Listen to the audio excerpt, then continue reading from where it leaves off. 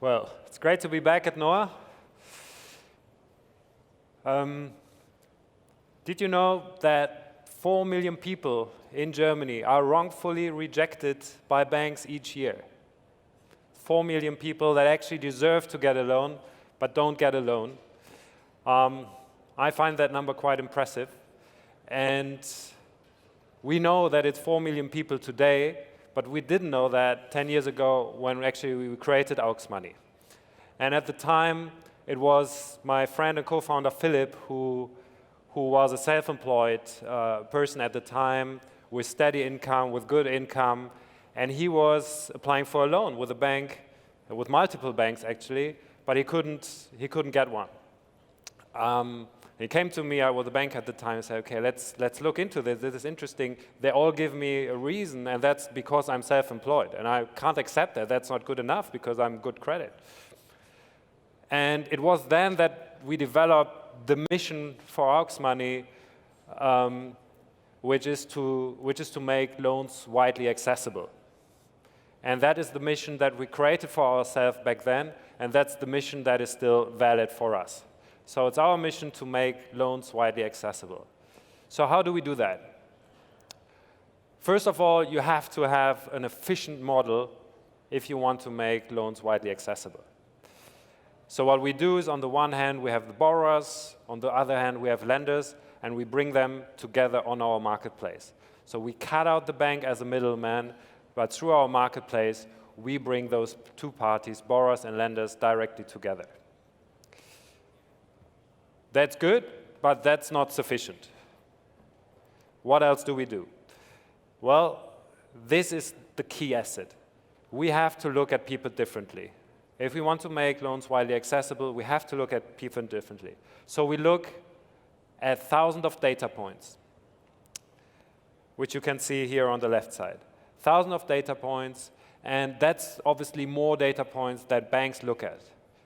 Banks partly don't have that kind of data because they don't look at it. For example, behavioral data. How does the user behave on the website? There's a lot of intelligence, a lot of predictability that can be derived out of that. And it's simply because banks don't look at the data, even if they have them.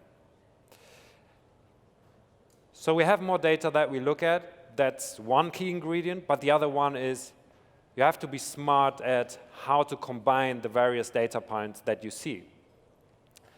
And we've been doing that for 10 years, and we've been iterating our models continuously, and it's actually right there where the write-off existence and the core asset lies.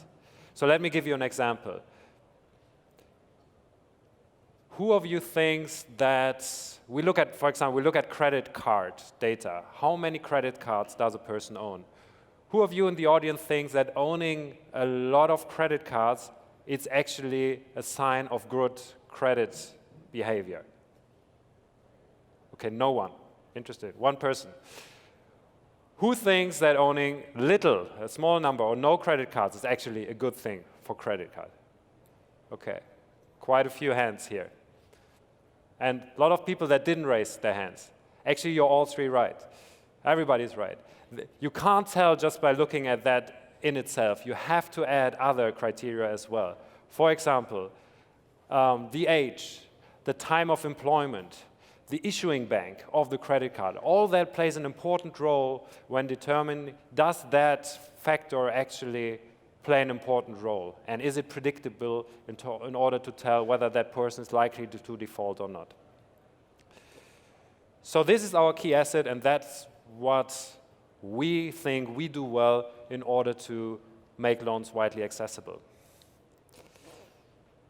It's not only us who think that. This is a nice validation which we received last year from the highest German financial authority, the Deutsche Bundesbank. They said, we find that auxmoney is lending relatively more where and when banks are lending less. We could conclude that auxmoney is serving borrowers largely considered not bankable by banks. That is a segment of borrowers that banks are unwilling to supply. So what does that mean? How many people are we able to serve? So here are a few examples of borrower segments or of actual borrowers that we are able to serve. For example, you see Stefan, a hairdresser who took a 15,000 euro loan with AUXmoney in order to open a second saloon, to expand his business.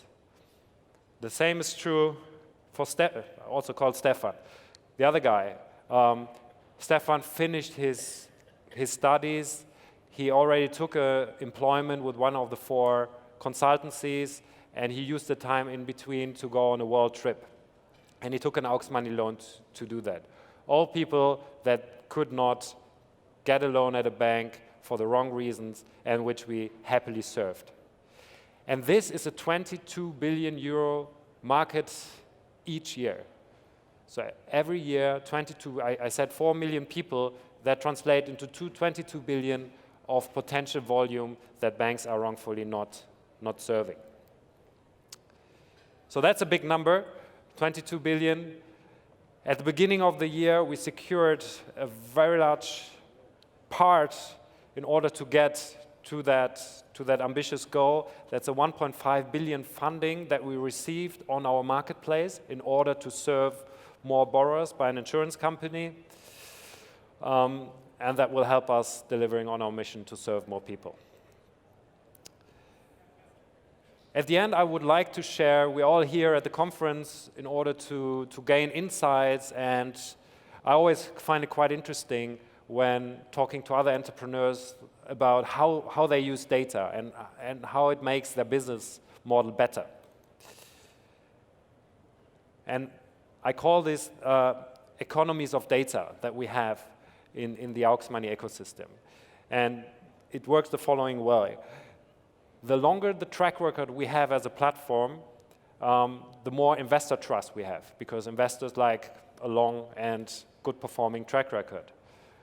So with that better track record, the risk premium that investor demands goes down. That means we can use that in order to serve borrowers with lower interest rate. Lower interest rate means the quality of the borrowers and the acquisition cost to acquire those borrowers goes down, which means increased volume and, again, a better credit performance. At the end of the day, every day, our loans get cheaper through this, and at the same time, our investors make a higher risk-adjusted return. Thank you very much. I'm around at the conference. Please feel free to reach out. Thank you. Thank you so much.